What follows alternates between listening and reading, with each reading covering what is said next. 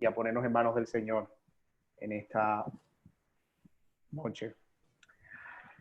Señor, te damos gracias porque estamos aquí una vez más para juntos con tantos hermanos de tantos países ser edificados, entrenados y enseñados acerca de la belleza de entender y comprender tu palabra. Oramos, Señor, que puedas usar a Jonathan y que la enseñanza, Señor, sea provechosa, que no solo nos dé claridad acerca de cómo debemos nosotros leer e interpretar las Escrituras, sino que también nos cargue de un vivo celo por enseñar y por aprender y por vivir esta verdad. Ayúdanos a amar tu palabra, Señor, y no solo a entrenarnos para adquirir conocimiento, sino para que ese conocimiento pueda transformar nuestras vidas y podamos reflejar así la belleza del Evangelio de Jesucristo y, como dice el apóstol Pablo, adornar la doctrina.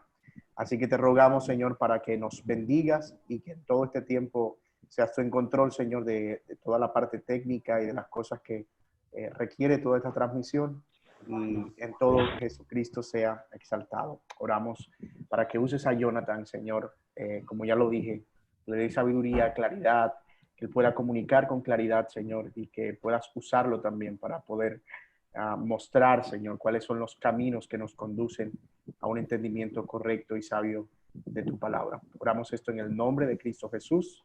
Amén y amén. John.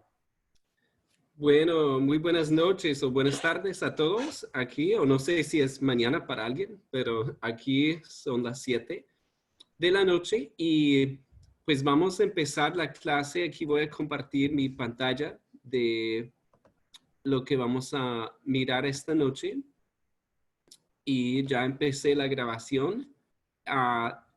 Y como mencioné la vez pasada, estamos viendo una introducción a la hermenéutica, el arte y la ciencia de la interpretación bíblica, que es una palabra un poco elegante, pero no es para espantarnos.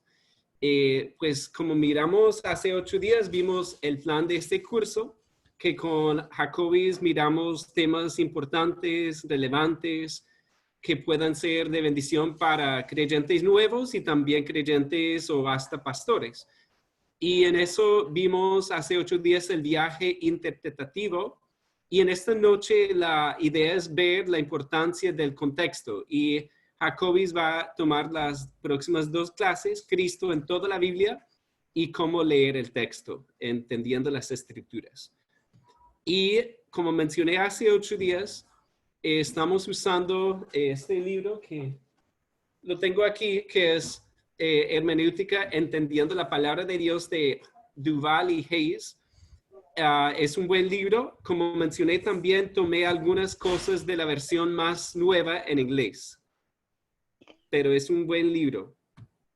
Y otra cosita que quería mencionar, como fundación tenemos un canal de YouTube que ha estado un poco inactivo, pero voy a estar subiendo las clases ahí también. Se llama Fundación de Estudios Bíblicos Alfa y Omega, y ahí ya subí la primera clase de hace 8 días, si no les llegó el vínculo de la clase pasada. ¿Ok? Y pueden compartir eso con los demás. Hace 8 días miramos esto del viaje interpretativo, que es la metáfora que usan en este libro Hermenéutica. Y hablamos, voy a hacer un repaso rápido para los que no estuvieron y para pensar un poco en esto, todos los que estuvieron también. Empezamos siempre mirando el contexto original, buscando entender el texto desde la perspectiva original. Y hablamos sobre eso un poco. Hablamos de que es importante hacernos la pregunta qué significaba para ellos primero, antes que llegaran a nuestra vida. También hablamos de medir el río de diferencias. Ellos hablan de un río de diferencias entre la audiencia original y nosotros, y hablamos de que la diferencia más grande es el pacto bajo el cual estamos. Y ellos en el Antiguo Testamento, en la mayoría del tiempo, estaban bajo el pacto mosaico, mientras que la iglesia hoy día está bajo el nuevo pacto. Entonces ahí vemos una diferencia muy grande porque hay cosas en el Antiguo Testamento que se aplicaban directamente a ellos, sobre la dieta, las ceremonias, etcétera, mientras que nosotros tenemos que ver que son diferencias por el pacto bajo el cual estamos y por lo tanto requiere un proceso de contextualizar a nuestra vida y filtrar eso. Ahí, bueno, no mencioné el punto 3, mirar el puente de los principios, cuáles principios son universales de ese pasaje, porque la palabra de Dios es inspirada y es útil para todo el mundo, para ellos y para nosotros también.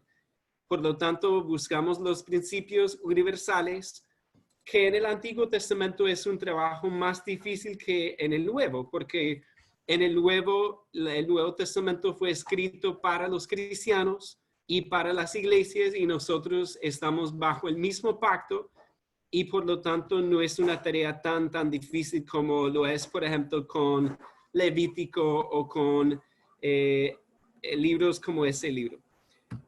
También el punto 4 es comparar con el mapa bíblico, mirar en qué porción de la Biblia está el texto nuestro y también ver cómo eso se compara con la ubicación nuestra y ver también si ese principio cómo cambia basado en la cruz y lo que Cristo hizo en el Evangelio y, por ejemplo, si debemos aplicarlo directamente o entenderlo de una forma un poco diferente por eso. Y hablamos de que, por ejemplo, eso de los salmos imprecatorios, pues a la luz de la cruz eso cambia un poco, porque también hablan del futuro, de una condenación futura para los no creyentes, pero creo que a la luz de la cruz obviamente eso tiene que cambiar un poco.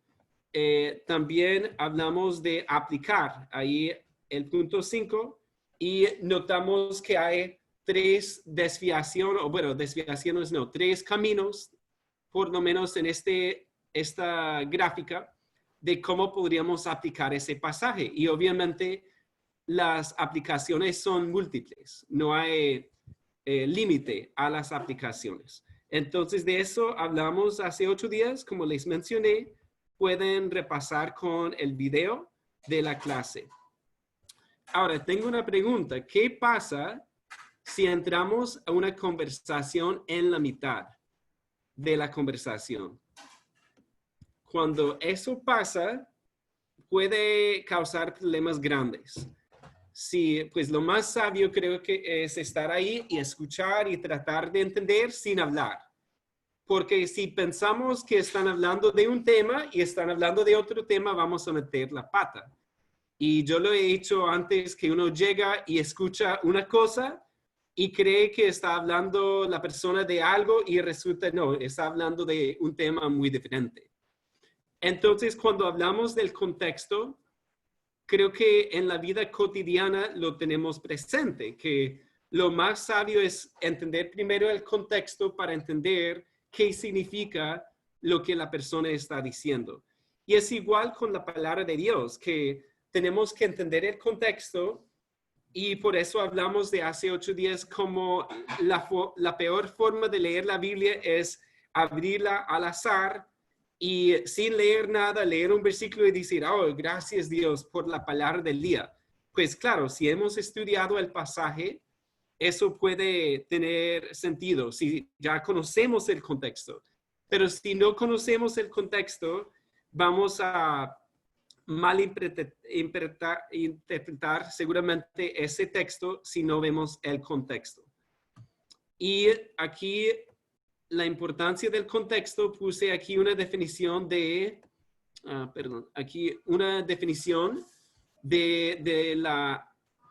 diccionario de la Real Academia Española, que dice, tiene 2 definiciones: entorno lingüístico, del que depende el sentido de una palabra, frase o fragmentos determinados, y eso sería el contexto literario. Y el segundo significado es entorno físico o de situación político, histórico, cultural o de cualquier otra índole en el que se considera un hecho. Entonces se trata del contexto histórico-cultural.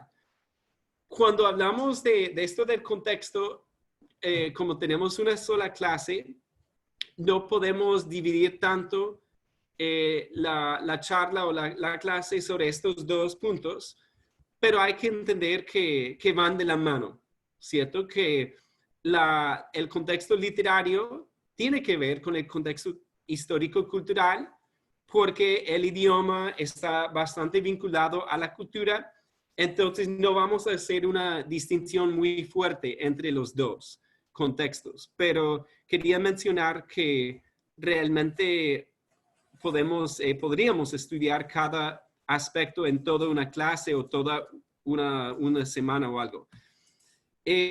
Una pregunta, leemos en contexto hoy día. Pues aquí a mí me gusta mucho Twitter. Y aquí es algo de mi Twitter y ahí vemos que hay 3 tweets en 2 idiomas de personas que quizás viven en diferentes países. Y hoy día muchas veces leemos sin contexto. Es decir, leemos una noticia supremamente triste y después en otro tweet o en otro post en Facebook o en lo que sea, leemos inmediatamente después un chiste. Y solemos ser lectores que hoy día, por lo general, el lector de este siglo no presta tanta atención al contexto, sino que con el postmodernismo hablan de crear nuestro propio contexto. Y obviamente cuando no hemos aprendido a leer en contexto, eso causa problemas grandes cuando llegamos a la palabra. Por ejemplo, cuando miramos cómo muchos ya no pueden concentrarse por más de 30 segundos para leer algo, porque ahí con Instagram y con Twitter y con esas cosas, pues leemos de una forma muy rápida. Y ustedes dirán, bueno, entiendo, pero ¿qué hacemos? La idea no es simplemente hablar mal de nuestro contexto, de las debilidades de la sociedad, sino pensar realmente en nosotros como lectores y también en los hermanos en nuestras iglesias. Si realmente estamos aprendiendo a leer la palabra de Dios en su contexto. Y creo que es una disciplina incluso de poder detenerse, de poder concentrarse, de poder reflexionar sobre una lectura y no estar ahí pensando, no, si esto no cambia dentro de 5 segundos me aburro. Porque la palabra es para meditarla, es para reflexionar, es para leer de manera, bueno, ¿cómo diríamos? Bueno, una manera consciente de la importancia de lo que estamos leyendo, ¿sí? Por lo tanto, voy a proponer que necesitamos recuperar un énfasis en la importancia del contexto. Y como lectores cristianos, necesitamos prestarle más atención al contexto literario y también más atención al contexto histórico y cultural. Aquí hay un ejemplo.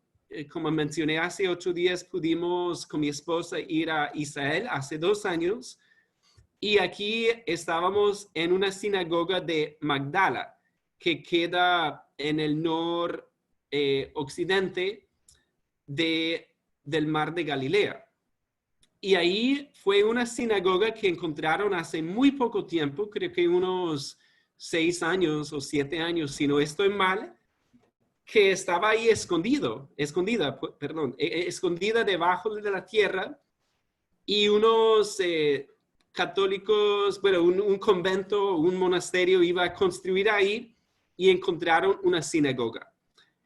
Entonces, es un ejemplo de una sinagoga del primer siglo, pero incluso Jesús habría enseñado y seguramente enseñó en esta misma sinagoga, porque la palabra dice que él fue a la región de Galilea y él fue de sinagoga en sinagoga enseñando y sanando y leyendo la palabra con la gente. Entonces Jesús seguramente estuvo en esa misma sinagoga. Pero algo que yo noté allá es que en mi mente, cuando pensaba en una sinagoga, yo pensaba en un lugar supremamente amplio. ¿Sí? Entonces, simplemente al ver el contexto histórico, cultural, a estudiar un poco sobre la arqueología, sobre estas cosas, eso nos acerca al contexto original, porque imagínense ustedes estar ahí Jesús en ese pequeño púlpito leyendo la palabra de Dios y habría seguramente pocas personas. Yo creo que cabrían ahí unos, qué sé yo, 20, 30 personas ahí cómodamente para escuchar a Jesús. Pero son estas cosas que con el tiempo nos ayudan a entender mejor la palabra de Dios. Pues un principio clave sobre el contexto histórico-cultural es para que nuestra interpretación de cualquier texto bíblico sea válida, debe encajar con el contexto histórico y cultural del mismo texto. Y cuando digo eso, quiero decir que a veces podemos pensar en una interpretación basada en nuestro contexto y basado en nuestra experiencia, y resulta que cuando llegamos a ver la verdad sobre ese punto, vemos que realmente la idea que teníamos no es la idea correcta. ¿Sí? Aquí está mi esposa en la ciudad de Dan, en el norte de Israel, y por ejemplo, yo no tenía en mente qué tan grande eran esos muros. ¿Sí? Y cuando hablando con ella también habla en el Antiguo Testamento de la idolatría de Dan, y uno piensa en un altar pequeño, pero ese altar era inmenso, era enorme. Era una cosa de, yo creo que unos 3 o 4 metros cuadrados, el altar. Entonces, a veces eso nos ayuda a entender mejor lo que la palabra está diciendo. Así que aquí hay varios aspectos del contexto histórico-cultural. Cuando hablamos de eso, hay muchas cosas que podemos hacer. Podemos leer los libros históricos. Por ejemplo, si leemos el libro de Hechos, ese libro nos va a ayudar muchísimo a interpretar otras cartas. Por ejemplo, la carta a los Gálatas o la carta a los filipenses, ¿sí? De Filipenses. Pues al leer sobre estas iglesias, cómo se comenzaron, aprendemos algo sobre esas iglesias, la iglesia de Éfeso, por ejemplo. Y podemos conocer un poco más sobre esos tiempos y ese contexto histórico al leer la parte histórica. Entonces, a veces la tentación es ir directamente a otros libros, pero la misma Biblia es la mejor herramienta para entender el contexto. Obviamente, si podemos leer otros libros, eso también ayuda. Pero aquí algunas preguntas que podemos hacer sobre el autor bíblico. ¿Quién era este autor bíblico? Sí, porque a veces ni siquiera nos preguntamos eso. Si no pensamos que hará una diferencia. ¿De dónde vino? Y yo pienso en la historia personal de Pablo. Si entendemos su historia personal, de cómo él se conocía como Saúl, como él vivía como fariseo, como él vivía como judío que había sido enseñado por Gamaliel, toda su historia, su trayectoria. Cuando leemos ya sobre su conversión en Hechos y después cuando nos ponemos a leer sus cartas, creo que podemos entender muchísimo mejor por qué habla tan fuertemente y con tanta autoridad a los Gálatas, por ejemplo. Que ahí él dice cosas sorprendentes, pero ¿por qué las dice? Las dice porque él había estado ahí en donde ellos estaban entrando. A ese legalismo, tal vez, a ese énfasis en la ley tanto, y por lo tanto él quiere advertirlos de ese error. También, ¿cuándo escribió? ¿En qué año? Si podemos fechar el año, es es muy importante hacerlo. A veces no lo podemos hacer con el libro de Hebreos, por ejemplo. Es un libro que podemos decir que no sabemos quién escribió esa carta, pero por el contenido podemos decir que seguramente fue escrita antes de 70 después de Cristo, con la destrucción de Jerusalén, porque el autor habla de que el templo estaba funcionando todavía y todo eso se destruyó en el año 70. También, ¿cómo era su ministerio? Porque ahí también es otra pregunta que puede ayudar. Cuando miramos también qué tipo de relación tenía con su audiencia. En algunos casos eran profetas que escribían a la región en la cual habían trabajado. O en el caso de Pablo nuevamente, pues con Pablo, pensando en eso, él conocía a algunas iglesias, incluso había fundado algunas de esas iglesias, pero por ejemplo, con Romanos, él no conocía la iglesia. Y entonces él escribe de una forma diferente. Y ahí surge la pregunta, ¿por qué escribió? ¿Por qué escribía? Y en el caso de Romanos, vayan conmigo a Romanos. Romanos 1.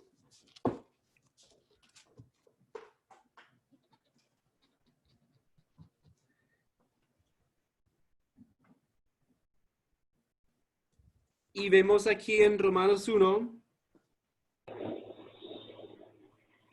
él habla ahí en el 1:8. Dice, primeramente doy gracias a mi Dios mediante Jesucristo con respecto a todos vosotros, de que vuestra fe se divulga por todo el mundo. Porque testigo me es Dios, a quien sirvo en mi espíritu en el evangelio de su Hijo, de que sin cesar hago mención de vosotros siempre en mis oraciones, rogando que de alguna manera tenga al fin, por la voluntad de Dios, un próspero viaje para ir a vosotros, porque deseo veros para comunicaros algún don espiritual a fin de que seáis confirmados. Esto es para ser mutuamente confortados por la fe que nos es común a vosotros y a mí. Pero no quiero, hermanos, que ignoréis que muchas veces me he propuesto ir a vosotros, pero hasta ahora he sido estorbado para tener también entre vosotros algún fruto como entre los demás gentiles.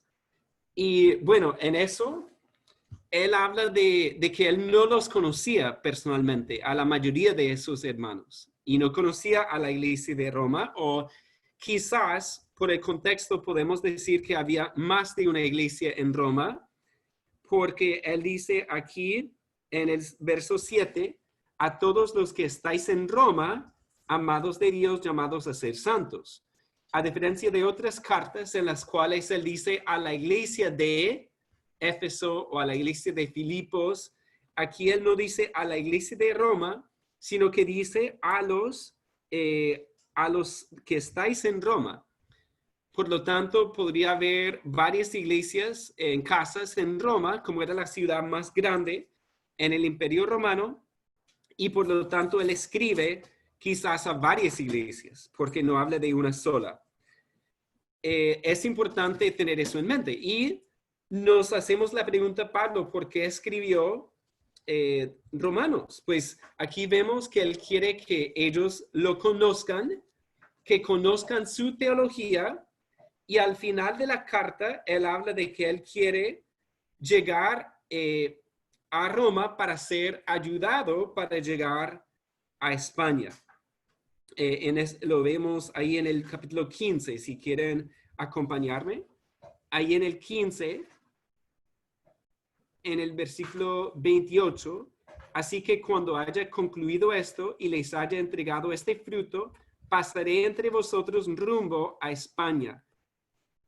Y sé que cuando vaya a vosotros llegaré con abundancia de la bendición del evangelio de Cristo.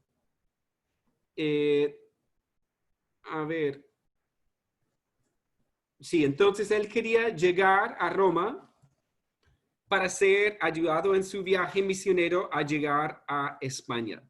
¿Ok? Y no sabemos si él llegó o no. Pero por lo tanto también él habla en el 16 de tantos hermanos. Él nombra aquí más hermanos creo que en cualquier otra carta. Y es porque él quería que ellos vieran las conexiones que él tenía con amigos en común, con personas que ellos conocían. Y por lo tanto habla de su equipo y habla de muchos hermanos que ellos conocerían. ¿Ok? Y todo esto nos ayuda a ver que Romanos, a veces tomamos Romanos como si fuera una teología sistemática, pero también es una carta ocasional. Es decir, Pablo la escribió en un contexto dado, en un contexto histórico, y él tenía metas como misionero, como apóstol. Él quería llegar a España, y por lo tanto él escribe sobre eso. ¿Ok? Bien, voy a mirar esto rápidamente a ver si en el chat... bueno, espero que todos escuchen. Muy bien, entonces es importante porque a veces pensamos que es una teología sistemática, pero él explica su evangelio para fortalecer la fe de ellos, pero también para mostrarles cómo era su evangelio, porque él quería que ellos le ayudaran. A ver, vamos a ver si... Bueno, tengo que parar de usar eso un segundo porque se congeló. Ahí. Perdón, hermanos. ¿Todos están escuchando bien? Muy bien, muy bien. Sí, señor, se escucha muy bien. Sí, Ok, muy hermanos. bien. Gracias. Muy bien. Y se ve también bien. Ok, bien, gracias. Lo difícil de Zoom es no saber si uno está hablando con uno mismo.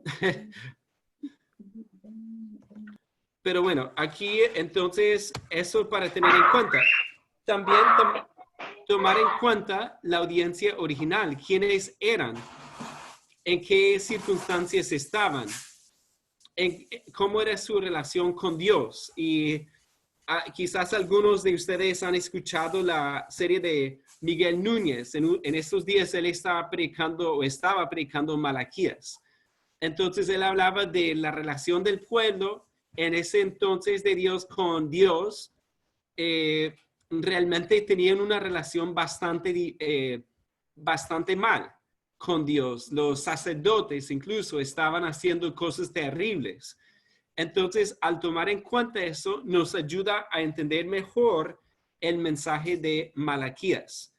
Y también para compartir otra cosa de Romanos, qué tipo de relación tenían los unos con los otros. Y miren conmigo el 1:16. Porque no me avergüenzo del evangelio, porque es poder de Dios para salvación a todo aquel que cree, al judío primeramente y también al griego. A veces nos preguntamos, pero Pablo, ¿por qué mencionas tanto esto de los judíos y de los griegos? ¿Qué tiene que ver eso? Porque él lo menciona varias veces y vemos, por ejemplo, en el capítulo 14, que parece ser un asunto entre judíos y gentiles. Pero nos ayuda, si sabemos algo de la historia, sabemos que Romanos fue escrita entre 55 hasta 58 después de Cristo. Pero miren conmigo Hechos 18:2. Hablando nuevamente del contexto histórico, aquí en Hechos 18:1 y 2 dice, después de estas cosas, Pablo salió de Atenas y fue a Corinto. Y halló a un judío llamado Aquila, natural del Ponto, recién venido de Italia, con Priscila su mujer, por cuanto Claudio había mandado que todos los judíos saliesen de Roma. Bueno, y sigue el versículo. Pero ahí, si investigamos un poco sobre la historia, nos damos cuenta que el emperador de aquel entonces, Claudio, mandó este decreto en el año 49 después de Cristo. ¿Ok? Entonces, imagínense ustedes las iglesias de Roma que comenzaron más que todo con judíos, porque de lo que podemos entender, durante Pentecostés salieron unos judíos de Jerusalén. Ellos fundaron iglesias en Roma, y eso obviamente las iglesias habrían empezado como iglesias casi netamente judías. Con el tiempo los gentiles se convirtieron, y vemos aquí en el año 49 los judíos tuvieron que salir de la ciudad. Y no sé cómo sería eso. Pues al pensar en el año, bueno, la historia nos dice que unos como 5 o 6 años después ya estarían llegando, o bueno, después de ese decreto habrían llegado los judíos nuevamente, después de un tiempo de estar ausente, ¿no? Entonces, cuando pensamos en eso, ¿cómo llegarían esos judíos a sus iglesias después de estar ausentes un buen rato, varios años? Y ellos llegan y ya los gentiles están a cargo de las obras, a cargo de las iglesias. Seguramente el estilo ha cambiado. Los judíos regresan a sus iglesias y dicen, ¿pero qué pasó? ¿Sí? ¿Qué ha pasado aquí con la iglesia? Y por lo tanto, cuando leemos lo que Romanos enseña, nos enseña ahí en el 1:16 sobre la relación con Dios, pero también nos enseña sobre la relación con el prójimo y con nuestros hermanos en la fe. Y por lo tanto, cuando vemos esto de judío y griego o gentil, debemos tomar en cuenta el contexto, y creo que nos ayuda muchísimo a tomar más en cuenta ese contexto entre hermanos y entender mucho mejor, porque él va a hablar a veces sobre cosas entre ellos que para nosotros, si no tomamos en cuenta eso, no vamos a entender. Ok, eso nos ayuda a entender el texto mucho mejor al entender el contexto histórico. Muy bien. Hermano Jacobis, no sé si quieres añadir algo ahí, hermano. No, hasta ahora no. Ok, listo, hermano. Sabes que en cualquier momento puedes decir algo. Bueno, aquí hay otros elementos del trasfondo, la situación social. Sí, que cómo era a veces cómo eran las costumbres. Y yo pienso aquí que una buena Biblia de estudio ayuda muchísimo, porque a veces una buena Biblia de estudio, un buen comentario también va a ayudarnos a entender esa parte social. Porque cuando se trata, por ejemplo, hace poco leí con mis hijos esa parte en donde Jesús dice que está hablando en Mateo, creo que 7, en donde quizás 7, Marcos 7, perdón, que habla ahí de cómo los hijos decían corbán, sobre lo que debía ser dedicado, debía ser para los padres, para sostenerlos, y ellos dedicaban eso a Dios, entre comillas, al decir corbán, y por lo tanto decían que ya como era de Dios, ellos lo podrían usar y no tenían que usarlo para los papás. Pero es un ejemplo en donde una Biblia de estudio o un comentario te va a ayudar a entender mejor esa parte social, ¿ok? También la situación religiosa, entender cómo a veces con las ciudades griegas, entender un poco sobre a cuál Dios adoraban ellos, porque eso toma importancia al ver cómo Pablo, por ejemplo, instruye a los efesios o a los filipenses, ¿sí? Y al tomar en cuenta la religión de cada ciudad o de cada región, o en el Antiguo Testamento las religiones paganas, al entenderlas mejor, por ejemplo, eso de los lugares altos, que los paganos usaban esos lugares altos para los altares, para los sacrificios, y obviamente, por ejemplo, cuando habla de que debían quitar esos lugares altos, tenía que ver con la misma idolatría. ¿Ok? Quizás también pienso en cuando dice que Dios va no voy a decir la palabra que no recuerdo, aplanar todo monte, o bueno, quizás tiene algo que ver con eso también, de quitar esos lugares de idolatría. La situación política también influye, obviamente. Si pensamos ahorita en el futuro, si alguien va a escribir sobre este año en la historia y si desconoce la situación con el COVID y lo que los gobiernos han hecho, pues no van a entender qué pasó este año. Igual nosotros, si desconocemos por completo la situación política, no vamos a entender a veces todo lo que está pasando en el texto. También la situación económica. Miren conmigo Mateo 18:24. Mateo 18:24.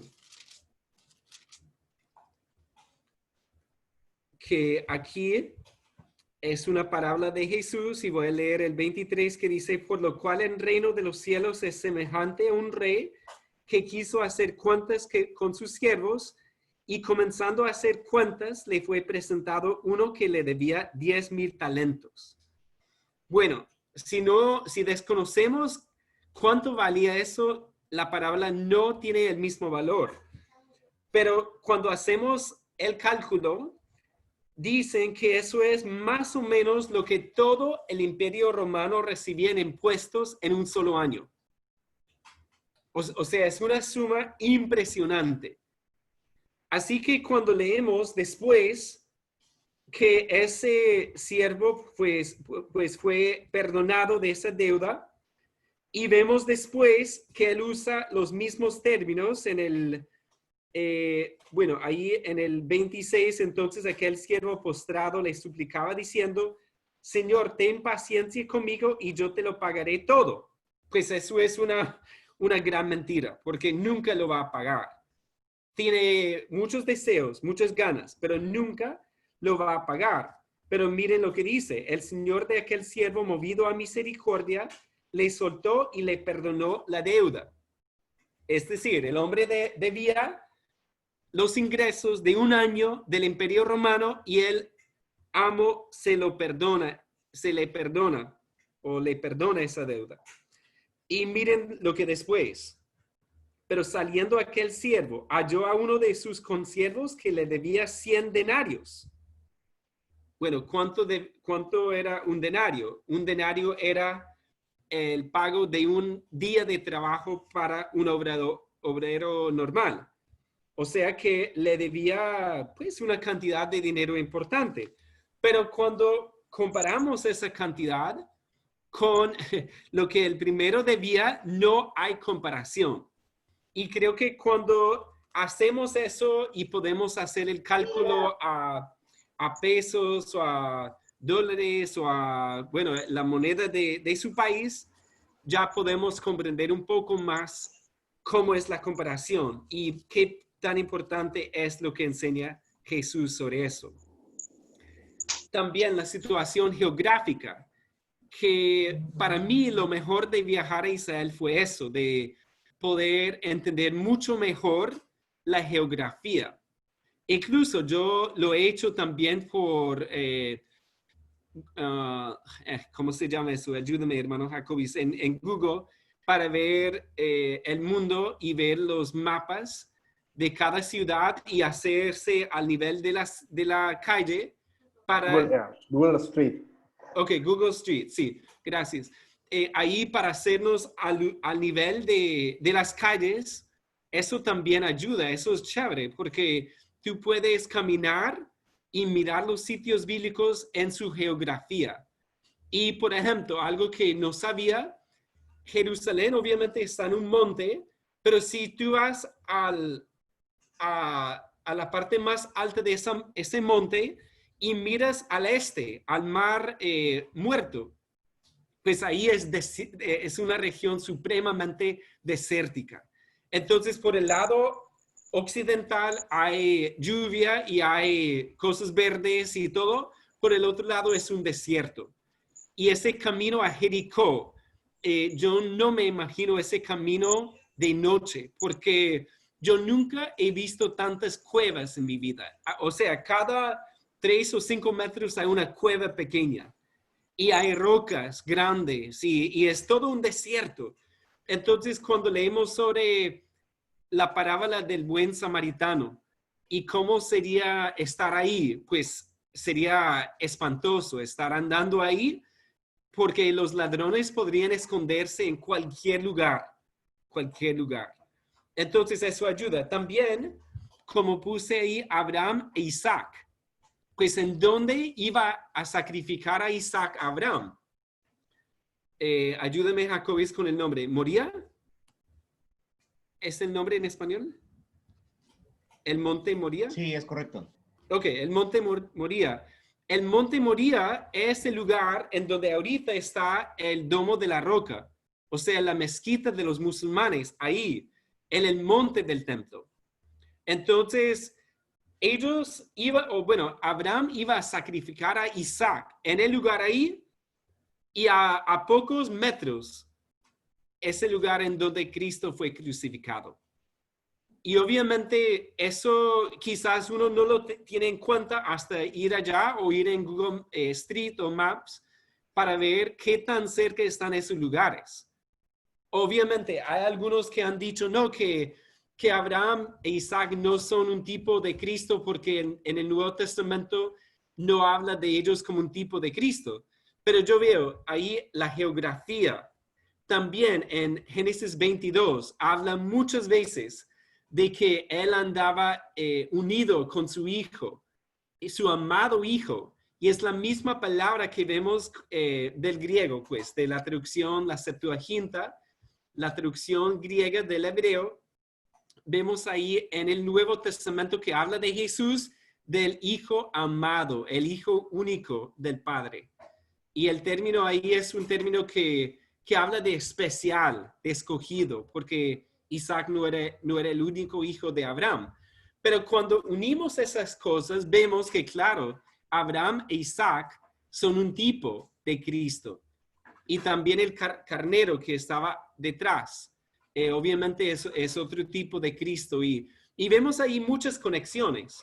También en mi mente yo pensaba que Belén era un pueblito lejos de todo, pero Belén es un pueblo que estaba pegado a Jerusalén. O sea, en carro hoy día es un viaje de como 10 o 15, 10 minutos, creo.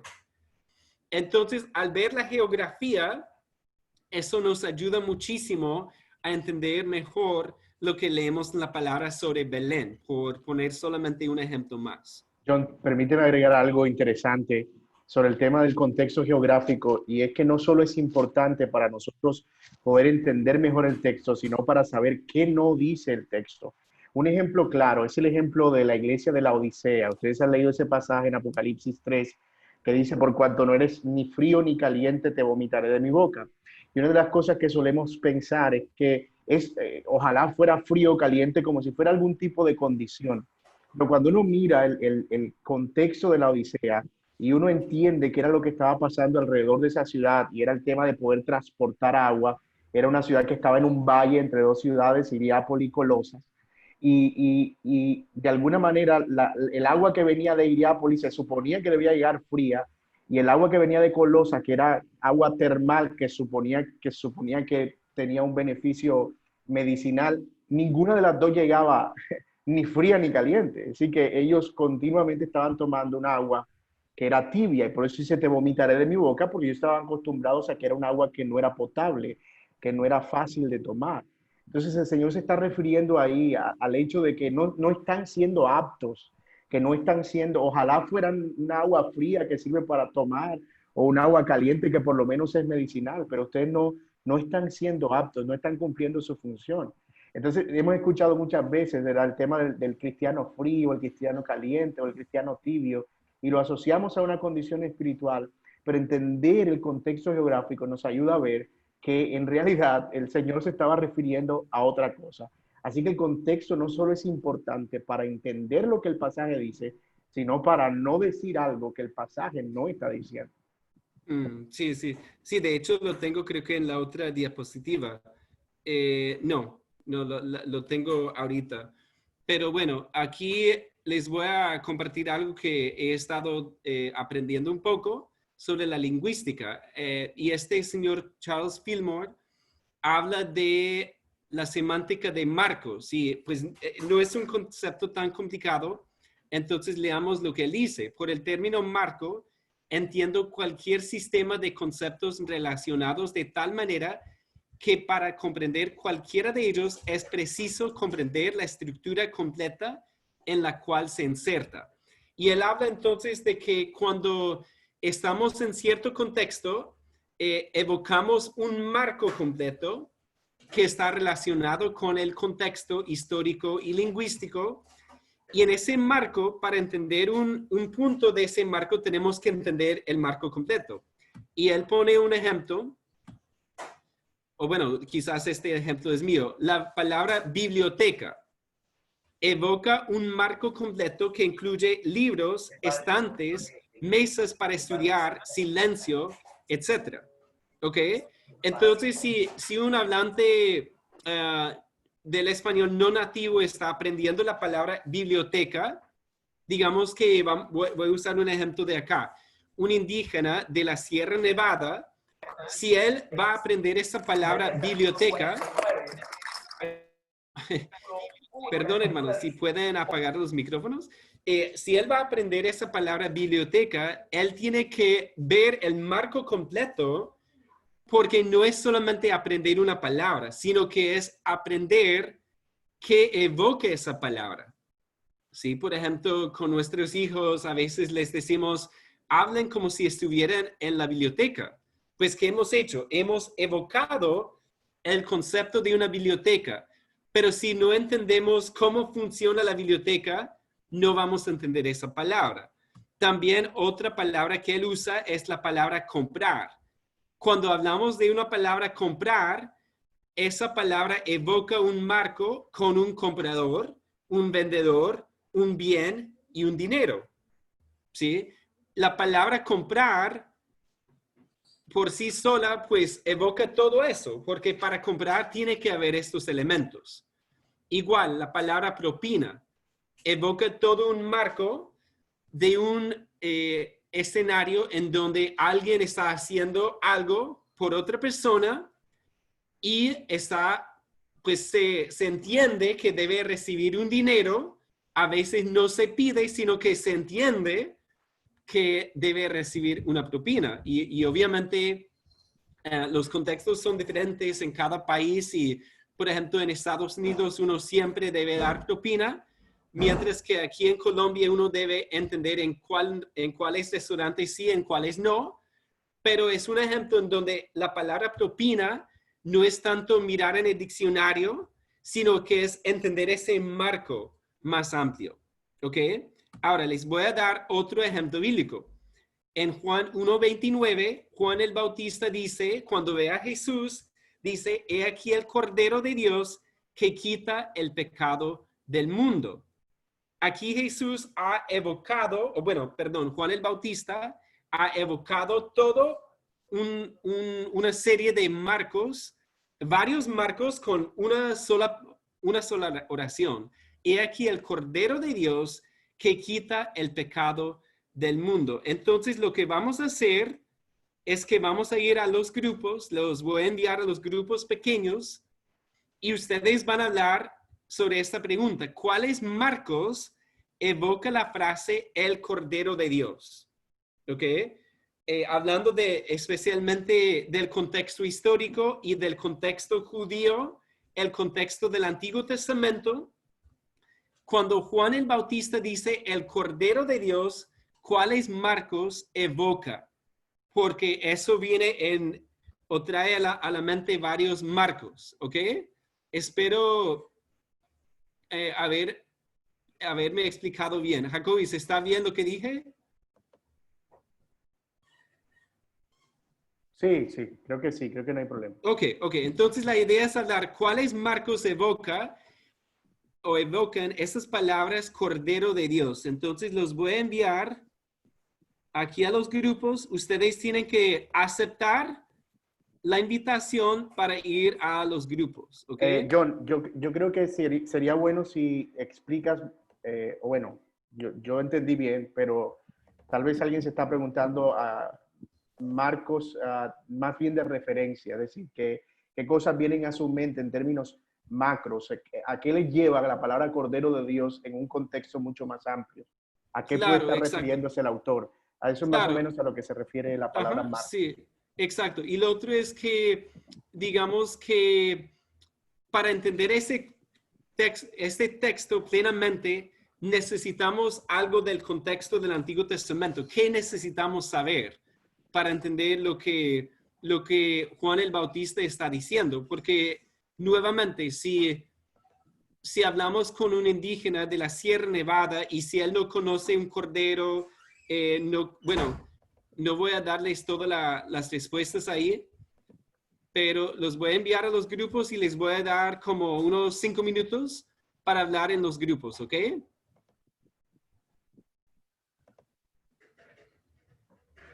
Si pueden en los grupos prender la cámara sería mejor. Si no pueden, obviamente no hay problema, pero ojalá sí.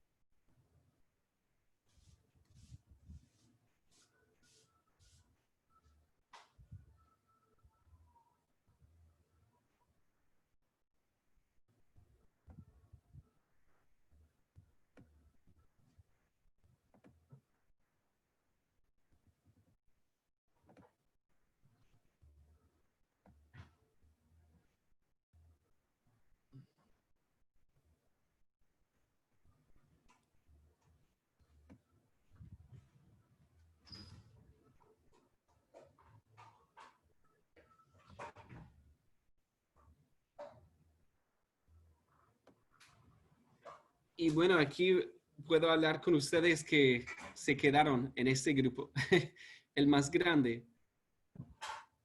No sé si alguien quiere compartir qué marcos evoca esta frase, el Cordero de Dios.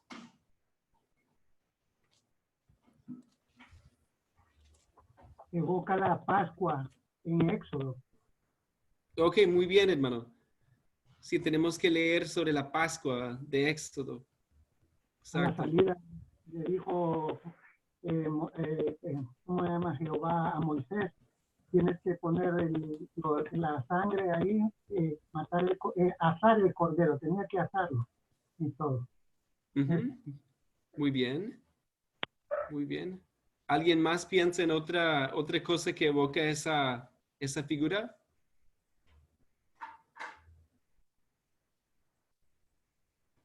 Y puedo también, cuando Abraham iba a sacrificar a Isaac, Jehová le proveyó de cordero para sacrificio también. Sí, sí, muy buen punto. Muy buen punto. Sí, sí. ¿Los demás tienen algunas ideas?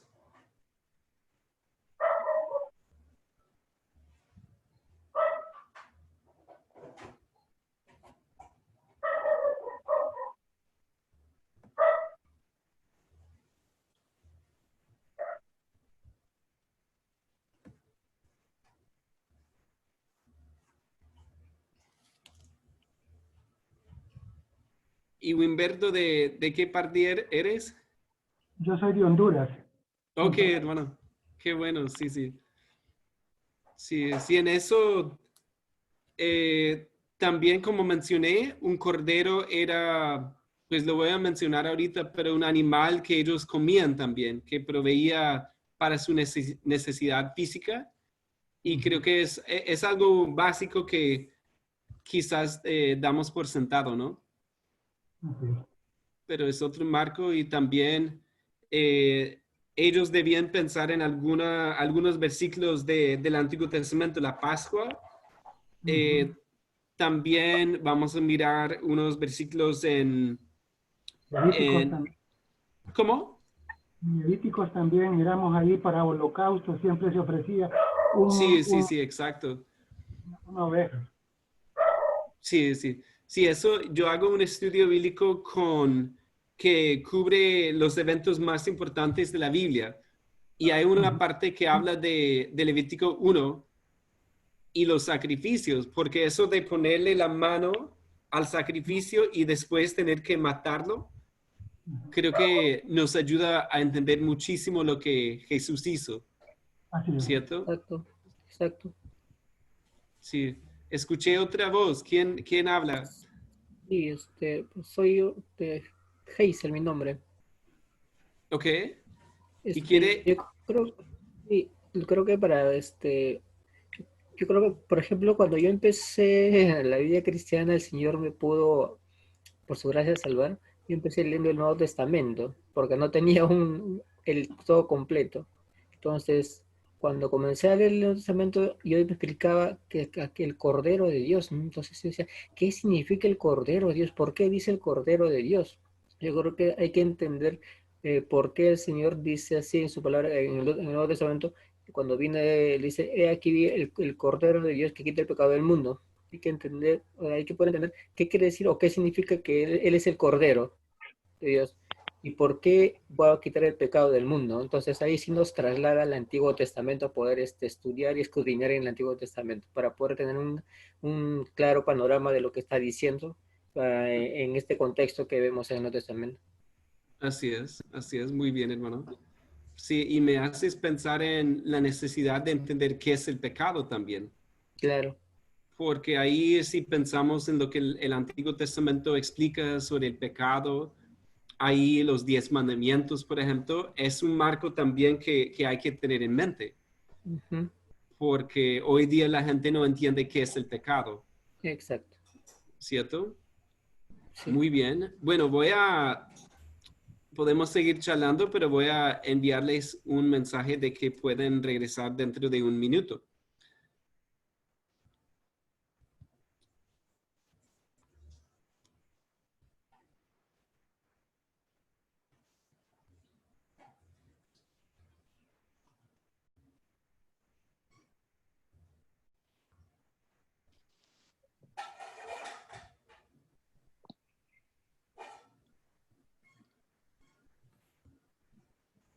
Jonathan. Muchas gracias, Jonathan. No, con mucho gusto, hermano. Súper. Perfecto. En silencio. Sí, bienvenidos nuevamente.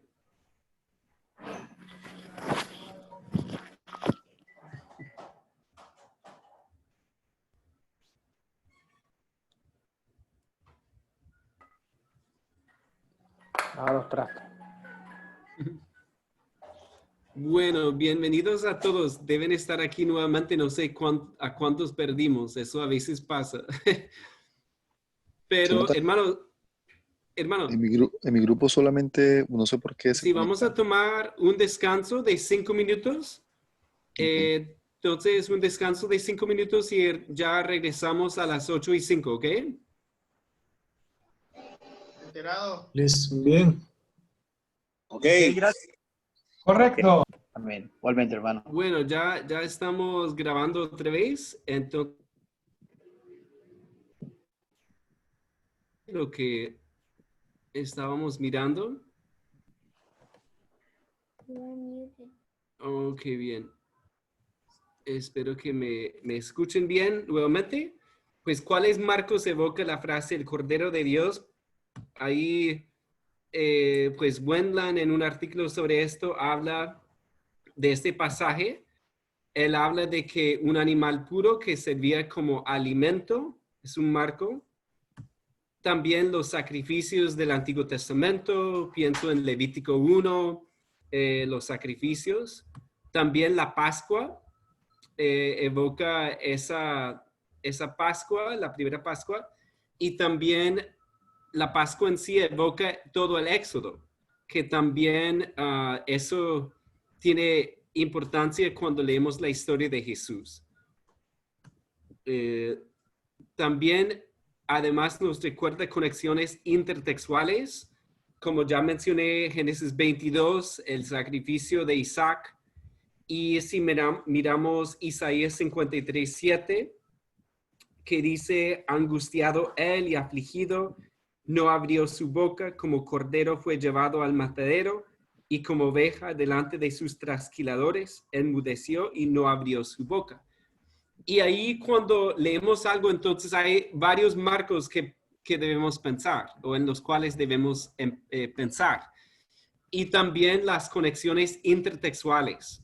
Mirar, obviamente ahí la idea no es forzar esas conexiones, sino encontrar las conexiones que sí existen. Y para eso ayuda mucho si podemos mirar el griego de la Septuaginta, para ver si a veces se usa la misma palabra, que si el autor del Nuevo Testamento usa la misma palabra, eso nos puede indicar que está evocando un marco de esa sección o de ese pasaje del Antiguo Testamento. A veces vemos eso, bueno, por ejemplo, pienso en el final de la Biblia con Apocalipsis, cuando habla de que el agua, bueno, que voy a leerlo porque no lo tengo memorizado, pero habla del agua de la vida, agua gratuita, ¿cierto? Y eso evoca, bueno, y a lo mejor no lo voy a poder encontrar rápidamente, pero ustedes recuerden esa parte que habla de que hay agua gratuita. Y entonces, a ver, ok, ya, el 22:17, y el espíritu y la esposa dicen, ven, y el que oye diga, ven, y el que tiene sed, venga, y el que quiera tome del agua de la vida gratuitamente. Y eso evoca el pasaje de Isaías 55, que es, pues habla ahí de, bueno, voy a leerlo también. Isaías 55 es un pasaje que prediqué una vez, es hermoso este pasaje. Y dice, a todos los sedientos, venid a las aguas. Y los que no tienen dinero, venid, comprad y comed. Venid, comprad sin dinero y sin precio, vino y leche. ¿Sí? Entonces ahí pues evoca ese marco de Isaías 55, que habla ahí también en el 6, buscad a Jehová mientras puede ser hallado, llamadle en tanto que está cercano. Ahí podemos pensar mucho en todas esas cosas, ¿cierto? Entonces, son algunas ideas apenas. Bueno, voy a ver si puedo quitar esa marca. Bueno, y ya mi computador se congeló. Aquí qué pena, hermanos. Voy a compartir la pantalla otra vez.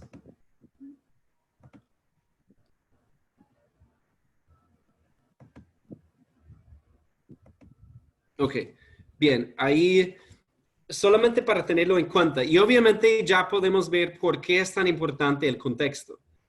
Porque si pensamos en los marcos de referencia, si pensamos en la historia, si pensamos en la geografía, todo eso se trata, bueno, de eso se trata el contexto histórico-cultural. Peligros con el estudio del trasfondo histórico-cultural. Pues creer que no es importante estudiarlo. Por ejemplo, en el libro de Filipenses, la carta a los Filipenses, miren conmigo, esto me parece de lo más bonito.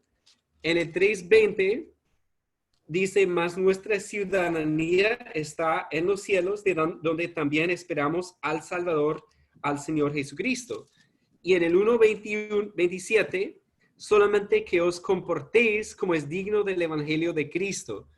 Y ahí puse la palabra en griego, politebome, que es la palabra ahí conducirse o comportarse. Y es una palabra que podemos ver, tiene casi la raíz igual que la política. Y es una palabra que habla de vivir como ciudadano. Cuando conocemos el contexto histórico de Filipos, podemos entender que era una colonia romana. Y entonces los que vivían en Filipos eran ciudadanos romanos, que era un privilegio enorme para aquel entonces. Entonces, ¿qué hace Pablo? Él escribe a esta iglesia y usa palabras que tienen que ver con la ciudadanía. Y habla de que nuestra ciudadanía está en los cielos. Pues ustedes pueden ser ciudadanos romanos, que es una bendición, un privilegio, pero en comparación con ser ciudadanos del cielo, no es nada, ¿sí? Y él usa, como les mencioné, ese verbo que vemos en el griego, que tiene que ver con vivir como un ciudadano también. Entonces, creo que eso nutre o alimenta bastante nuestra lectura de Filipenses. También otro peligro sería usar información no confiable. Y en esto muchas veces, ¿cuántas veces hemos escuchado o cuántas veces hemos usado nosotros el ejemplo de Juan 4:4?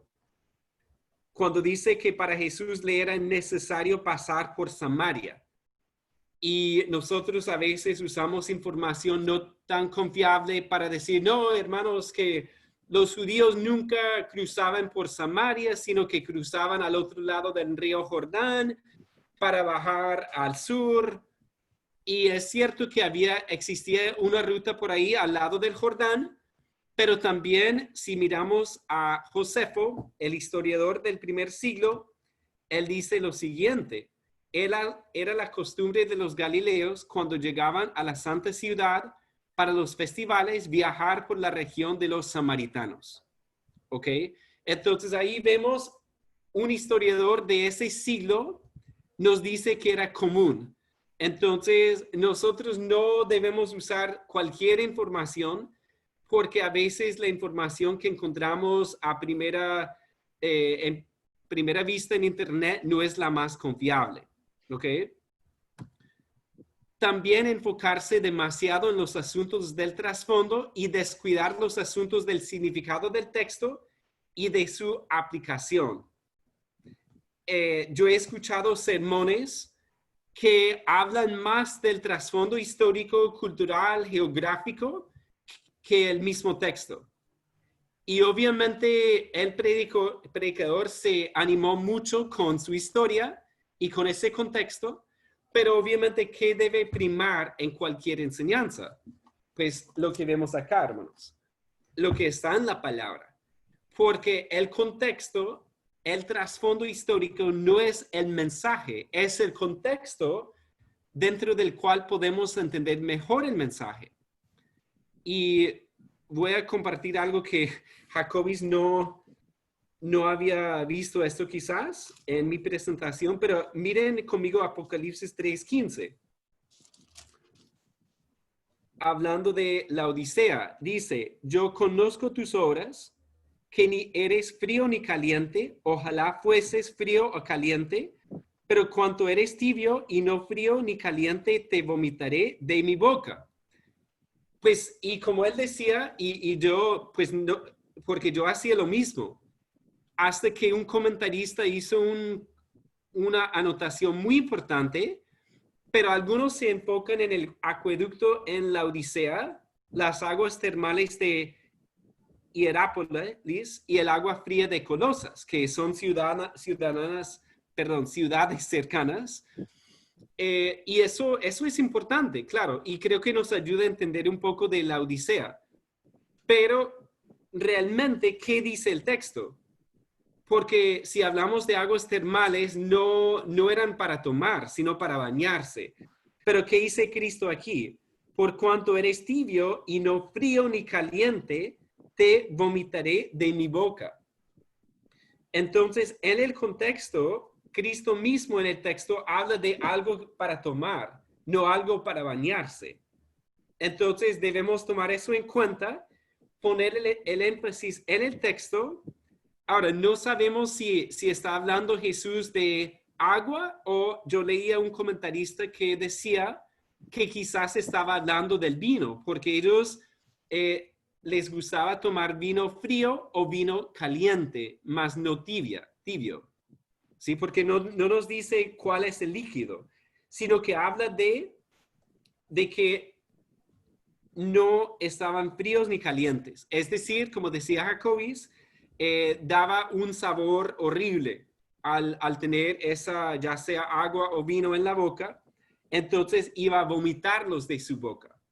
¿Ok? ¿Ven cómo es muy fácil animarse con el contexto y no prestar atención a lo que está diciendo Cristo? Y como les digo, yo lo hice varias veces con este pasaje, y creo que la primera vez que dicté este curso hablé sobre ese punto exacto. Pero hay que siempre leer sobre el contexto, pero que ese contexto no predomine sobre el mismo texto. ¿Ok? Jacobi, no sé si querías decir algo. Sí, no, nos están trasladando una pregunta acá, John, y me parece importante, y la hace nuestro hermano Gabriel, y me parece muy pertinente. Gabriel González dice: ¿cómo saber qué información es confiable y cuáles son los criterios que se deben considerar para algo como confiable? Porque tú mencionaste ahorita que en el segundo punto, usar información confiable. Entonces, ¿qué hace que una información sea confiable? ¿Cómo puedo yo escoger o verificar que una información es confiable? Yo creo que eso nos daría para un comentario mucho más largo, pero ¿qué puedes mencionar al respecto de eso? Sobre cómo saber qué información es confiable y qué información no. Sí, pues eso obviamente requiere tiempo para saberlo, pero primero diría que si es una fuente primaria, hay que tomar eso mucho en cuenta. Josefo, por ejemplo, es una fuente primaria. Él es historiador del primer siglo. Obviamente, él también se equivoca. Entonces, no podemos confiar totalmente en él, porque él escribía para el Imperio Romano y tenía sus intereses políticos ahí. Pero escritos de fuentes primarias, ¿sí?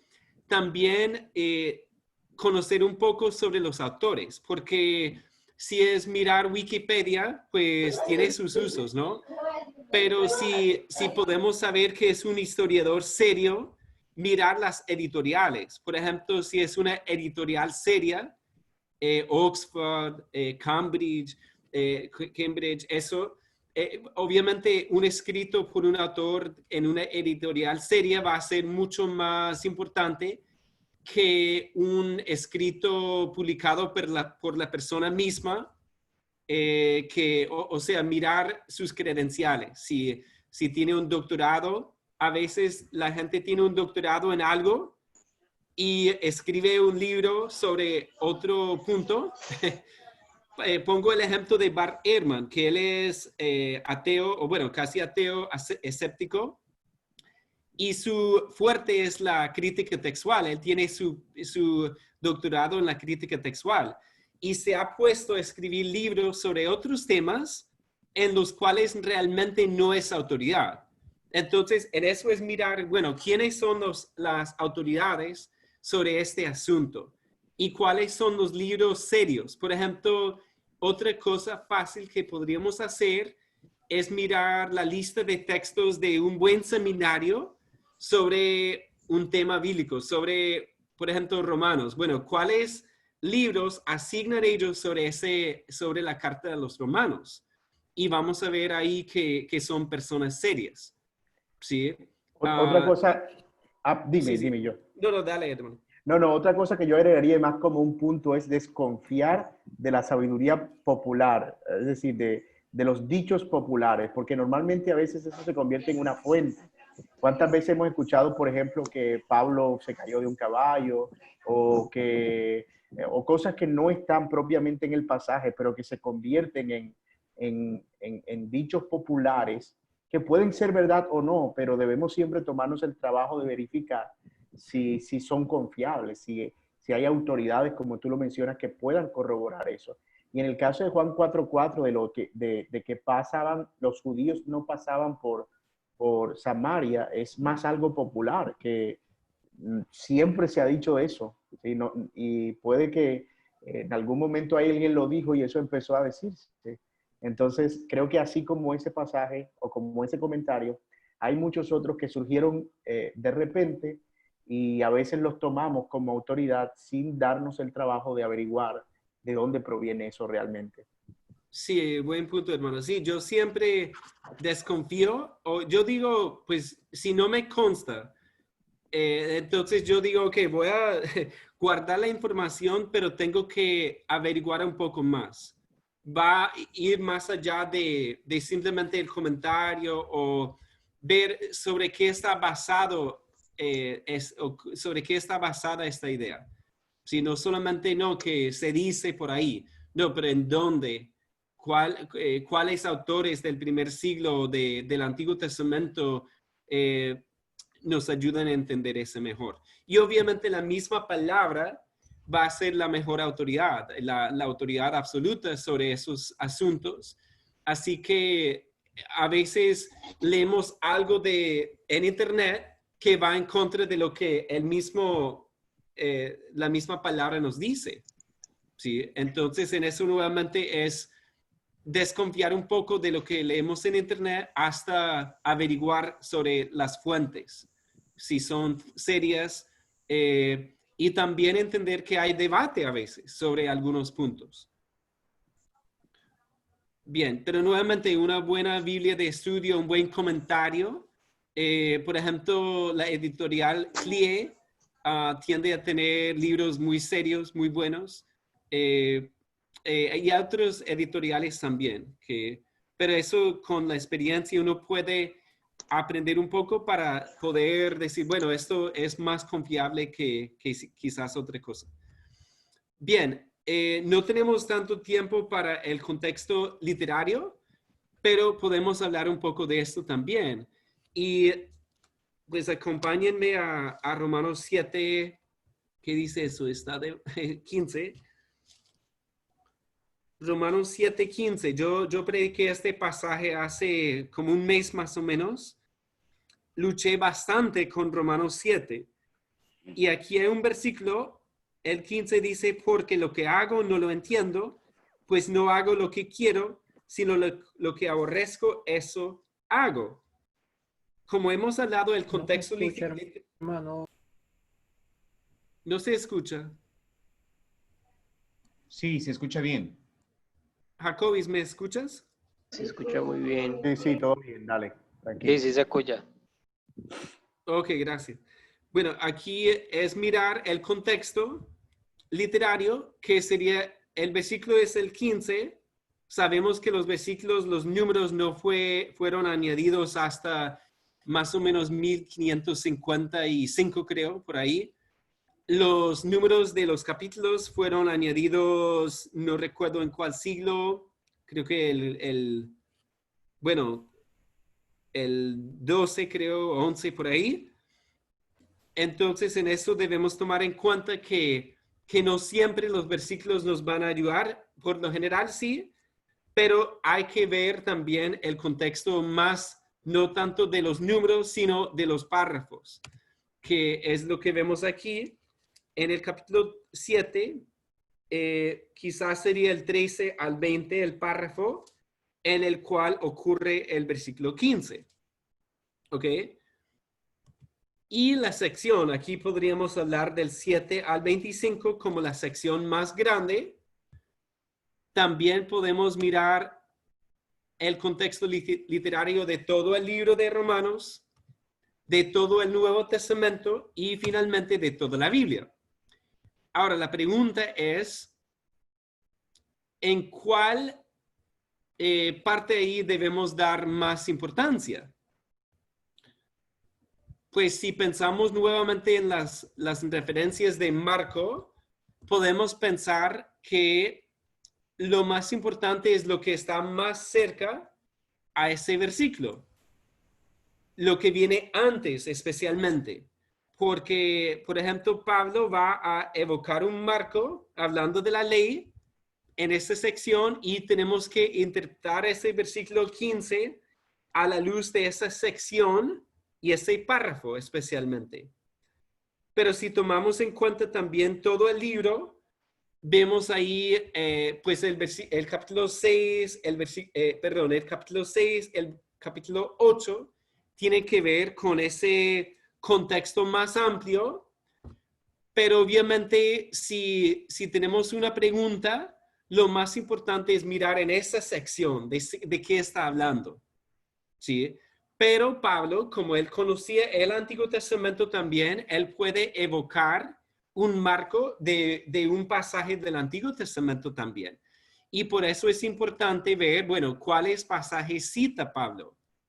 Porque muchas veces cuando un autor del Nuevo Testamento cita un pasaje, no está citando solamente ese versículo, sino ese párrafo o esa sección. Está trayendo a mente para el lector toda la sección del Antiguo Testamento. Y pienso en Jesús en la cruz cuando él evoca el marco del Salmo 22, cuando dice, Dios mío, ¿por qué me has abandonado? Pues él evoca todo ese salmo, entonces debemos entender lo que él dice a la luz de todo ese salmo, porque el salmo termina con la victoria, ¿ok? Bien, y si Jacobi, si hay una pregunta ahí, veo que alguien envió una pregunta, un comentario. Y estoy tratando de darles respuestas por interno. Ok, listo, hermano. Pero creo que bueno, si te queda tiempo al final es sobre qué Biblias de estudio en español recomiendas o comentarios donde puedan consultarse introducciones a libros y tener información de contexto. Sí, yo no tengo tanta experiencia en español. Yo me gustaba una que tenía de la Biblia de las Américas, la Biblia de estudio de la Biblia de las Américas. Era buena Biblia de estudio.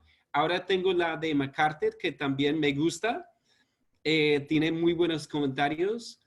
En inglés, si ustedes leen inglés, la de English Standard Version, ESV, ESV, wow, esa Biblia, yo la tengo en físico y es una bendición esa Biblia. Y creo que los pastores podemos acceder a esa Biblia de estudio gratis. Si ustedes escriben a Crossway, ¿cierto? Crossway. A ver, Crossway no. Ayúdame con la editorial, hermano. ¿Es Crossway? Creo que es Crossway. Bueno, si escriben a la editorial de la English Standard Version, esa Biblia de estudio es una bendición. O sea, tiene notas muy buenas con algunos de los mejores comentaristas sobre cada libro. Y creo que como pastores o personas que trabajan en el ministerio fuera de Estados Unidos, podemos acceder gratuitamente al escribirles a ellos. Entonces, esas son las que vienen a mi mente en este momento. Algunos peligros aquí de descuidar el contexto literario. Podemos hacer que la Biblia diga cualquier cosa solamente cuando hacemos caso omiso del contexto literario. Y yo pienso en lo que mi pastor en Estados Unidos hace. Cuando cualquier persona le pregunta sobre un versículo, siempre dice lo mismo. Hermano o hermana, vamos a leer el contexto, ¿verdad? Entonces él toma y dice, bueno, vamos a leer aquí arriba para ver qué está diciendo Dios en este contexto literario. Por un lado, porque el problema es cuando miramos un solo versículo y no lo vemos en su contexto literario, es así que vamos a mal interpretarlo. Y hay dos maneras comunes, como ya he mencionado, sacar un versículo de su contexto. Y aquí Colosenses 1:15 es un gran ejemplo. Porque Colosenses 1:15 dice, Él es la imagen del Dios invisible, el primogénito de toda creación. Y si ustedes han hablado con los testigos de Jehová, yo puse aquí el texto de su Biblia de 1987, la traducción del Nuevo Mundo. Miren cómo traducen ellos aquí. Esto voy a ver si puedo escribir, anotar. Miren aquí en el 16, porque por medio de él todas y miren lo que dice aquí, esta palabra entre corchetes. Todas las otras cosas fueron creadas. ¿Ok? Por lo menos ellos fueron honestos en esta versión para decir que otras es una palabra que no está en el original. Entonces, ¿qué hacen ellos? Leen el versículo 15 cuando dice, Él es la imagen del Dios invisible, el primogénito de toda la creación, y con su versión dice, no, que Jesús es la primera creación. Y es más, va de mal en peor, porque miren esta, bueno, creo que tengo que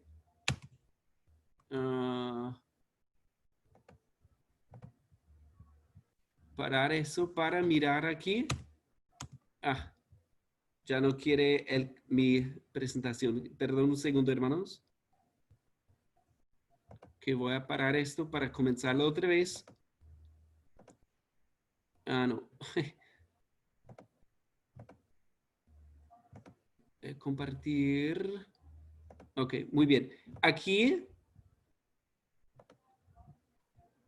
la versión de ellos nueva que salió hace un año. Miren lo que han hecho. En el 15, Él es la imagen del Dios invisible, el primogénito de toda la creación, porque por medio de Él todo lo demás fue creado en los cielos y en la tierra, las cosas visibles y las invisibles. Miren lo que hicieron. Lo que antes estaba entre corchetes, ya en esta versión suprimieron los corchetes y ya dice el texto lo demás, que no está en el griego. Entonces, ellos, en vez de leer en su contexto, ellos leen más que todo el 15 y ahora a la luz de su versión, el 16, enfatizan más su teología. Pero si miramos yo tengo aquí la Reina Valera, tenemos que interpretar el 15 a la luz del 16. Y dice, Él es la imagen del Dios invisible, el primogénito de toda creación. Porque, miren esa palabra, porque es primogénito de toda la creación. Porque en Él fueron creadas todas las cosas. Ahí dice todas. Y en griego la palabra todas, ¿qué significa?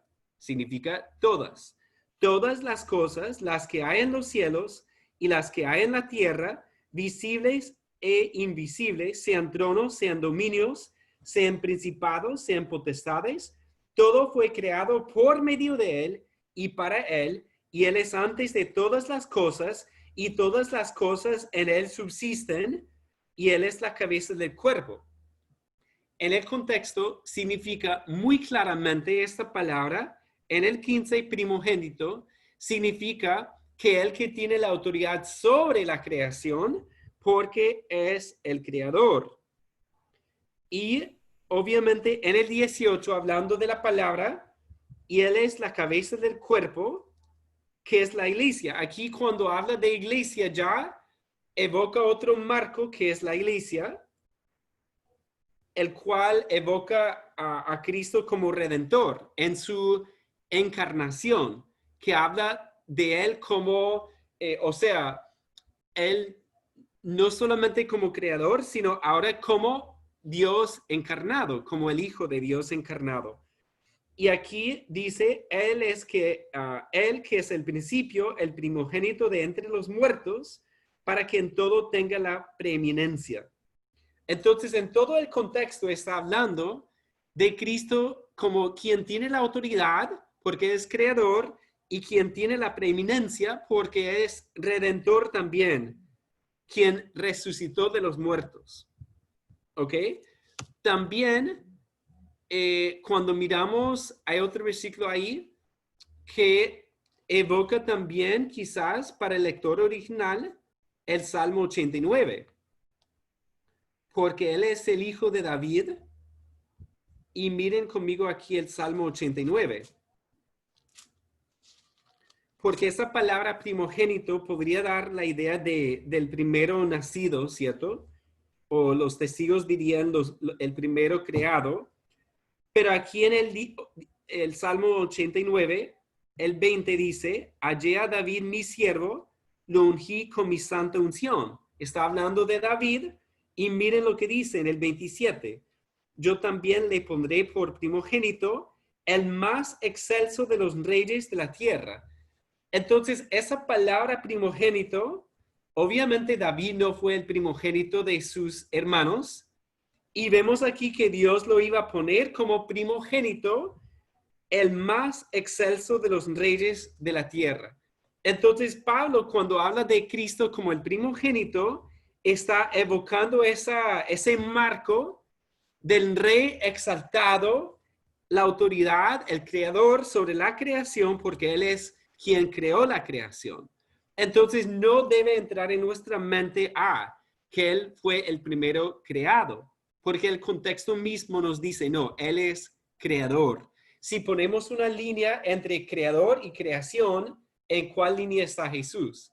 Pues está por el lado del creador, como Dios. También otro peligro de descuidar el contexto literario es conectar pensamientos no relacionados de diferentes libros de la Biblia. Y pongo aquí una advertencia. Cuidado con la concordancia, o ya hoy día no usamos la concordancia, pero la búsqueda de palabras. Porque cada vez que buscamos una palabra, tenemos que mirar el contexto en el cual se usa.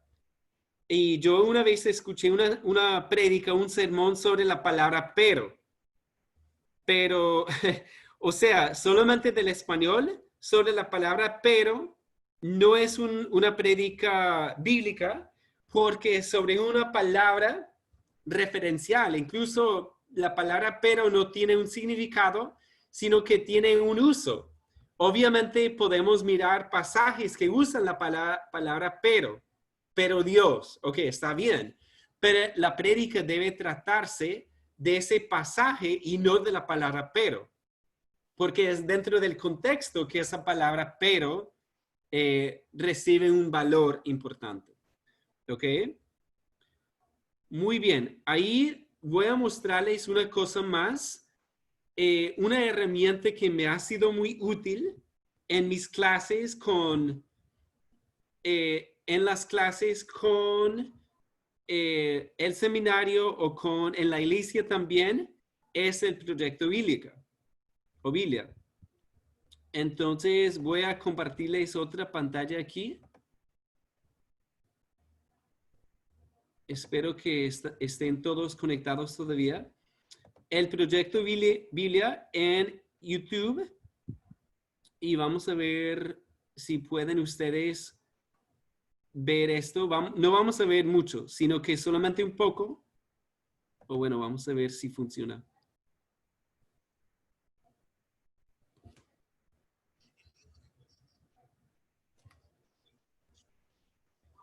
No se escucha, John. No se escucha. Ok, bueno. De todas maneras no se escucha. Al compartir abajo, creo que cuando pones compartir pantalla, te aparecen unas opciones para que las tildes, que salga el sonido desde adentro de la compu. Ah, ok. Correcto. Ok. Bueno, vamos a ver, espero que eso no dañe todo, pero es solamente para compartir esto rápidamente. La Torá. Y si hacen esto, ellos les Ahora demostrarán a todas las demás naciones cómo es Dios. Así que Jueces comienza con la muerte de Josué y básicamente cuenta la historia del completo fracaso de Israel. El nombre del libro viene del tipo de líderes que Israel tuvo en este periodo. Antes de que tuvieran reyes, las tribus fueron gobernadas por jueces. Ahora, no pienses en algo como una corte. Estos eran líderes regionales, político-militares, algo así como un jefe tribal. Y necesita ser advertido, el libro de Jueces es muy perturbador y violento. Cuenta la historia de la corrupción moral de Israel, de su mal liderazgo y básicamente de cómo vinieron a ser semejantes a los cananeos. Pero esta triste historia también debe generar esperanza para el futuro, y puedes ver esto en la manera en que el libro está diseñado. Hay una larga introducción que prepara el escenario para el fracaso de Israel, porque ellos no expulsan a los cananeos que quedaron. Luego tenemos la gran sección principal del libro, con historias acerca de la creciente corrupción de los jueces de Israel. Y la progresión de la narración muestra cómo los líderes de Israel pasan de bastante buenos, a malos y a peores. La sección final es bastante perturbadora y muestra la corrupción del pueblo de Israel en su totalidad. Así que profundicemos para explorar un poco más cada parte. La sección inicial comienza con las tribus de Israel en sus territorios en la tierra prometida. Bueno, voy a pararlo ahí. Esto les da la idea, por lo menos, ¿cierto? A ver, ¿me pueden escuchar? Sí, todo bien. Ok. Gracias. Sí, señor. Ok, ahí pues les comparto eso porque pueden mirar ahí la pantalla final de ese video y eso es bastante bonito. Sí, porque, bueno, bonito no iba a decir chévere, una palabra muy de acá, porque nos muestra la estructura del libro. También nos da algo sobre la historia del libro. Entonces, me han sido muy útiles esos videos.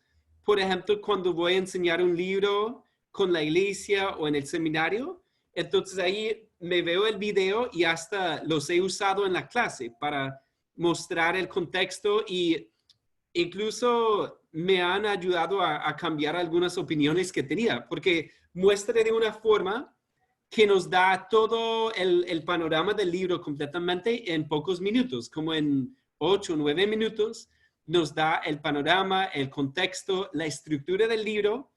Obviamente no es una autoridad absoluta, pero hasta el momento he visto que son muy bien hechos estos videos. Entonces quería compartir eso también como buena herramienta. Y como hablamos hace 8 días de jueces, ahí pueden ver ustedes lo que hablamos del declive espiritual y cómo termina el libro, etcétera. Es bastante útil. ¿Ok? Entonces, ahí, Jacobis, no sé si hay unas preguntas ahí que podemos responder aquí. Un momento.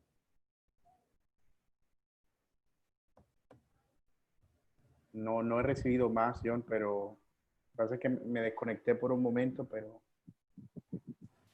Sí, pero ya estás aquí otra vez. Sí. Y no sé si quieres añadir algo a lo que he dicho. No, creo que ha estado todo muy bien. Ok, lo que vamos a hacer es ir nuevamente a los grupos y la idea es, voy a decirles que, ¿cuál sería un punto que quieres recordar de esta clase? Para repasar juntos con los compañeros, ¿cuál sería un punto que quieres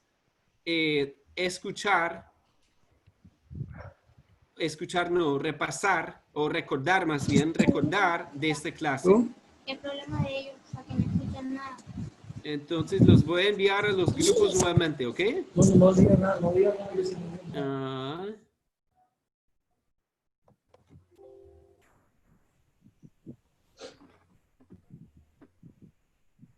Entonces deben darle clic a aceptar.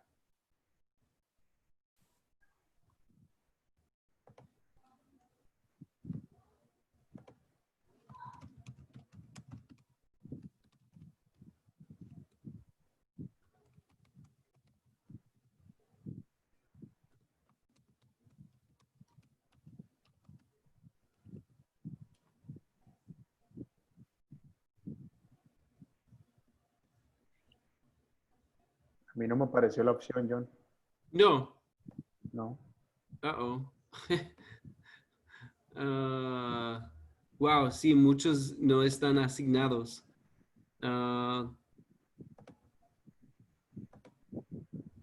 Sí, voy a tener que asignarlos aquí a diferentes grupos.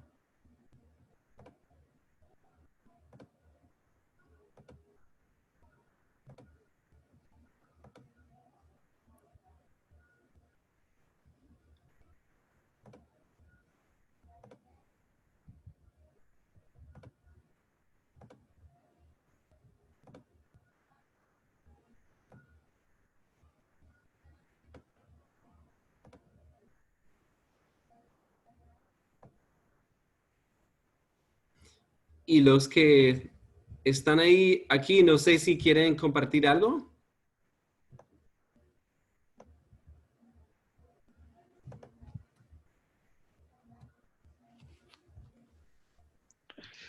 A mí sí me gustaría preguntarte algo, Jonathan. Sí, hermano. Sí.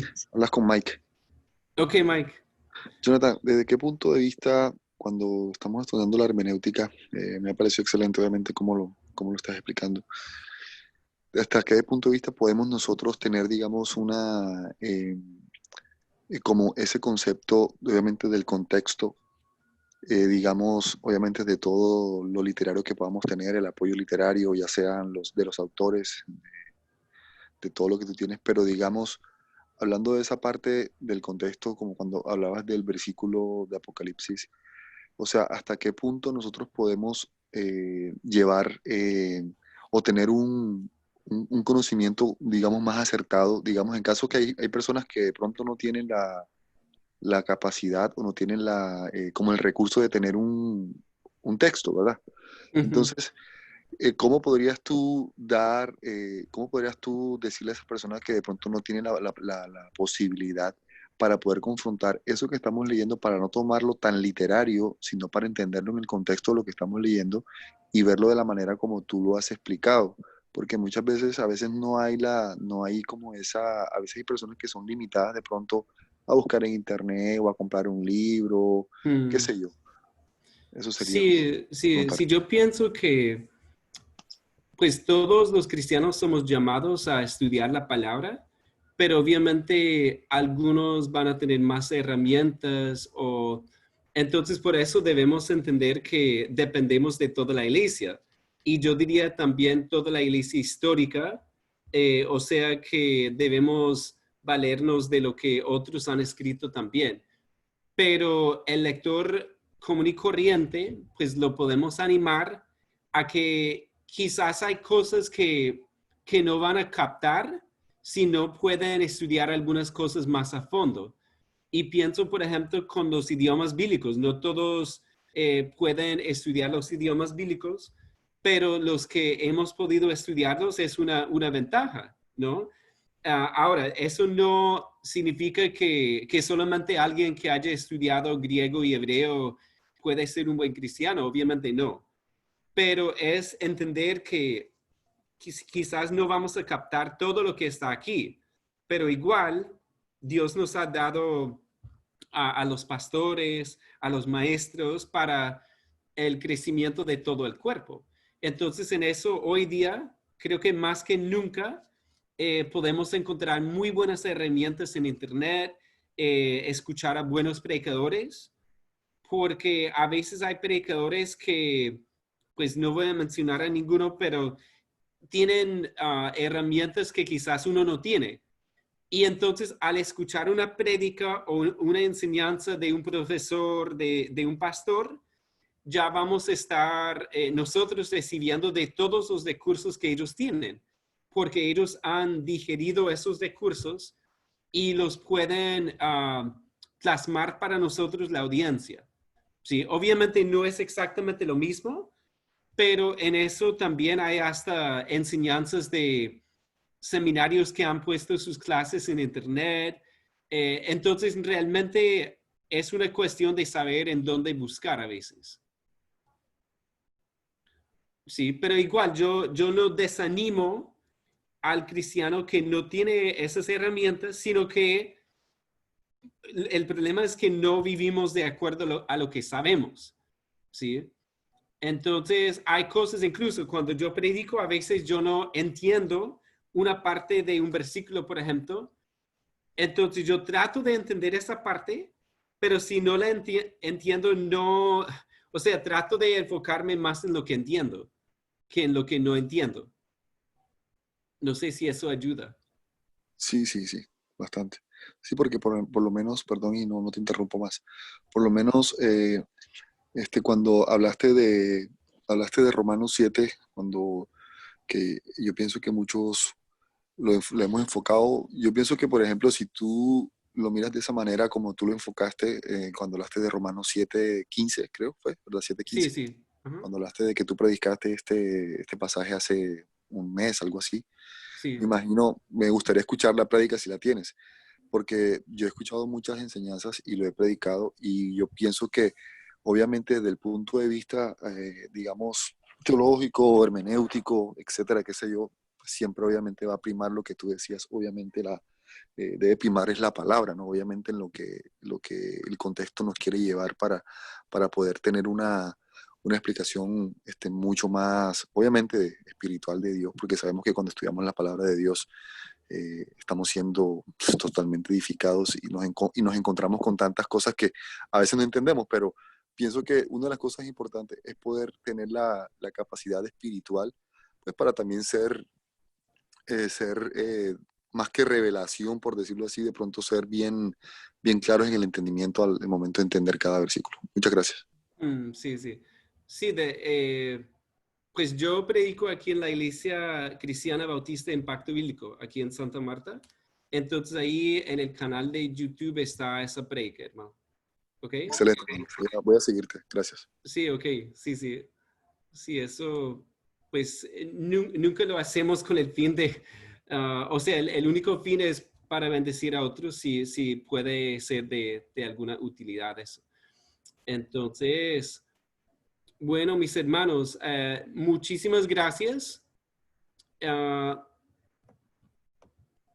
Ha sido un placer muy grande poder compartir con ustedes otra vez esta noche. Hermano Jacobis, ¿estás ahí? Sí, sí, aquí estoy. Bueno, no sé si ahora quieres decir algo más. No, solamente recordarles que la próxima clase es sobre cómo encontrar a Cristo en toda la Biblia, o cómo leer la Biblia entendiendo que el tema central es Jesucristo. Y nada, invitarlos, seguramente va a ser bien emocionante lo que vamos a estar viendo la próxima semana. Sí, sí, sí, yo estoy emocionado por el tema. Escuchar a Jacobis es un gran hermano y un gran conocedor de la palabra, y va a ser muy buena clase, Dios mediante. Y lo otro, hermano, queríamos ofrecerles disculpas a algunos que tuvieron problemas técnicos. Eso, yo diría que soy un cinturón amarillo en Zoom, solamente. Y no quiero llegar a ser cinturón negro, la verdad. Preferiría ser... entonces, por eso, pues, pedimos disculpas por eso, porque sé que varios no pudieron acceder, a veces se va el audio, pero igual por eso tenemos la grabación. ¿Ok? Entonces, si fue el caso suyo, pues lo siento, pero muchísimas gracias por conectarse esta noche. Vamos a orar para despedirnos. Padre, queremos agradecerte tanto esta tecnología que nos une a lo largo de este tiempo y a través de, en varios países, Padre. Gracias por lo que tú estás haciendo en nuestras vidas. Gracias porque podemos crecer en nuestro conocimiento de ti, de tu palabra.